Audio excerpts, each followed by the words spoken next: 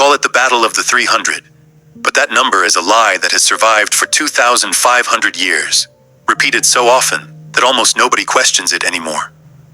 The real story is stranger, more complicated, and in some ways even more remarkable than the legend everyone thinks they know.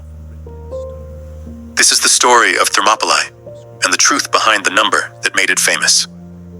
In 480 BC, the Persian Empire under King Xerxes launched one of the largest invasions the ancient world had ever seen, an army so massive that ancient historians claimed it numbered in the millions. Though modern scholars estimate the real figure at somewhere between 100,000 and 300,000 soldiers, still an overwhelming force by any standard of the era. Standing between this army and the heart of Greece was a narrow mountain pass called Thermopylae, the Hot Gates, a strip of land so tight that at its narrowest point, only a handful of men could stand shoulder to shoulder at once. King Leonidas of Sparta led the defense, and here is where the legend and the truth begin to separate. Leonidas did not arrive with 300 men and nothing else.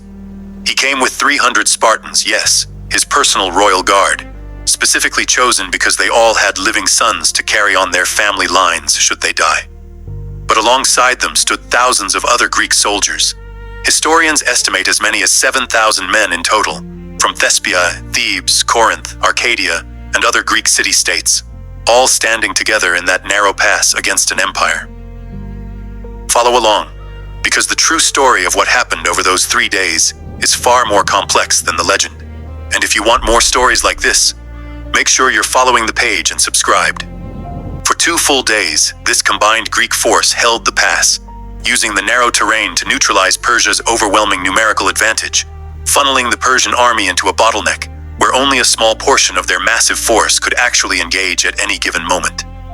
Wave after wave of Persian soldiers, including the elite immortals, Xerxes' most feared warriors, broke against Greek shields and spears, unable to break through despite their staggering numerical superiority.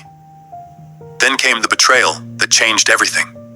A local Greek man named Ephialtes, seeking reward from the Persian king, revealed a hidden mountain path that circled behind the Greek position.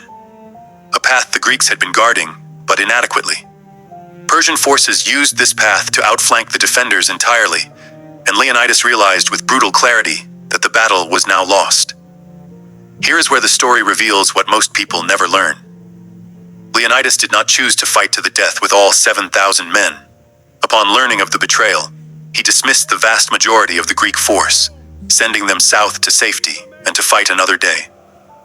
What remained to face the coming slaughter was a much smaller group, the 300 Spartans, along with several hundred Thespian soldiers who volunteered to stay, refusing to abandon their allies, and a group of Theban soldiers whose presence remains debated among historians, some accounts suggesting they were essentially held as hostages rather than true volunteers. This is the real twist buried inside the legend. The 300 were never fighting alone from the beginning. They were the ones who chose, deliberately and knowingly, to remain behind after everyone else had already been given the chance to leave. It was not a battle fought in ignorance of hopeless odds. It was a calculated final stand by men who understood exactly what they were sacrificing and exactly why, buying critical time for the retreating Greek forces and for the rest of Greece to prepare its defense. Leonidas and his remaining forces fought until their weapons broke, then continued fighting with their bare hands and teeth, according to ancient accounts, before being finally overwhelmed and killed to the last man.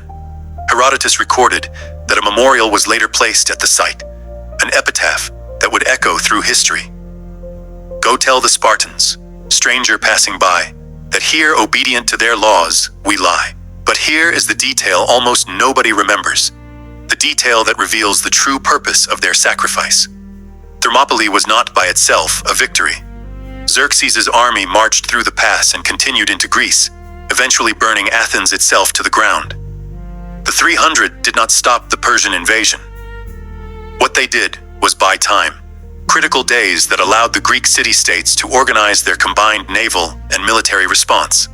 Time that directly enabled the Greek victory at Salamis weeks later, and ultimately, the final defeat of the Persian invasion the following year at Plataea. The legend of the 300 survived not because they won, but because they understood something the rest of history has never forgotten. Sometimes the most consequential victories are not measured in the battle you win, but in the time you buy for someone else to win the war. The lesson embedded in Thermopylae is one about the true nature of sacrifice. Leonidas did not need 300 men to die in ignorance of their odds. He needed a smaller number of men willing to make an informed, deliberate choice, once everyone who could leave already had the chance to. Their legend endures not because they were tricked into a hopeless battle, but because they chose it, fully understanding exactly what it would cost, and exactly what it would buy for everyone who came after them. Make sure you're following the page, subscribed, and sharing this with someone who needs to know that the real story behind the 300 is more remarkable than the myth ever gave them credit for.